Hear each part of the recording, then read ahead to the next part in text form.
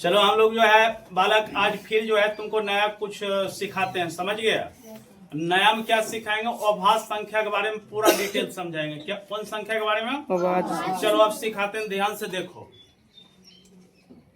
अभाज्य संख्या जो है बालक, अभाज्य संख्या को इंग्लिश में प्राइम नंबर कहते हैं। कौन सा नंबर? Prime number. अच्छा, प्राइम नंबर किसको बोलेंगे? ध्यान से देखो। प्राइम नंबर का डिफिनीशन है, परिभाषा है नीनू, दो फैक्टर। क्या फैक्टर? दो फैक्टर। यानी कि प्राइम नंबर उसको बोलेंगे जिसका केवल दो फैक्टर हो। कितना फैक्टर हो? केवल दो यानी फैक्टर। दो गुणनखंड। क्या गुणनखंड? दो गुणनखंड। अच्छा, पहला परिभाषा ही था। कौन परिभाषा? पहला। दूसरा का फिर दोनों अलग अलग, दो जो फैक्टर होगा दोनों क्या होगा? अलग अलग होगा। दोनों फैक्टर क्या होगा? अलग अलग अलग। तो ध्यान दो इधर। तो पहला प्राइम नंबर की परिभाषा समझ में आ गया। प्राइम नंबर की परिभाषा समझ गया। प्राइम नंबर किसको बोलेंगे? यानी दो फैक्टर होना चाहिए। जिसको तुम प्राइम नंबर बोलेगा उसका क्या फैक्टर? दो फैक्टर। और दोनों फैक्टर अलग अलग हो। क्या हो? अलग अलग। जैसे मान लेते हैं कि दो अभाज्य संख्या है। दो कौन संख्या? अभाज्य संख्या। दो को कंडीशन पालन करेगा। पहले दो फैक्टर होगा, तो भाई दो फैक्टर मतलब गुणनखंड। तो दो का दो गुणनखंड, एक होगा, एक और कितना होगा? दो।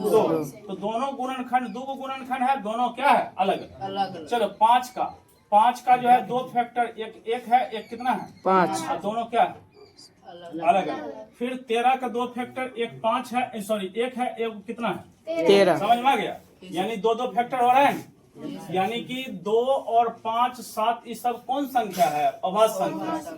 उसके बाद देखो नोट जब लिखाते हैं तो नोट का मतलब क्या चीज? नोट जब लिखाते हैं नोट का मतलब वीवीआई चीज। कौन चीज? वीवीआई। इसमें बोल रहा है कि एकमात्र सम संख्या वाला किसको बोलेंगे? वैसा संख्या जिसमें 2 से पूरा भाग लग जाए। अच्छा, सम संख्या वैसा संख्या जिसमें 2 से पूरा क्या लग जाए? भाग। तो एकमात्र सम अभाज्य संख्या दुनिया में एक ही सम अभाज्य संख्या कौन है? दो के बाद दो के बाद कोई ऐसा सम संख्या नहीं होगा जो अभाज्य संख्या होगा। समझ में आया? दो के बाद कोई ऐसा सम संख्या नहीं होगा जो अभाज्य संख्या होगा। समझ में आ रहा है जी? Yes sir. तो उसके बाद आप ट्रिक समझो। यहाँ तक तो समझ गया। अब ट्रिक समझो, आप ई समझो। ये जो लिखा हुआ समझ में नहीं आ रहा अभी? अच्छा आप देखो। अच्छा हम बोलते हैं दो क्या है? अभाज्य संख्या। बोलो दो क्या है? अभाज्य संख्या। 3 क्या है? अभाज्य संख्या। और 5 क्या है? 7 क्या है? उसके बाद 11 क्या है? अभाज्य संख्या। रहने दो आप। अब हम तुमको बोलेंगे क्या कि 1 से 10 तक, 1 से 10। हम बोलेंगे 1 से 10 तक में कितने अभाज्य संख्या?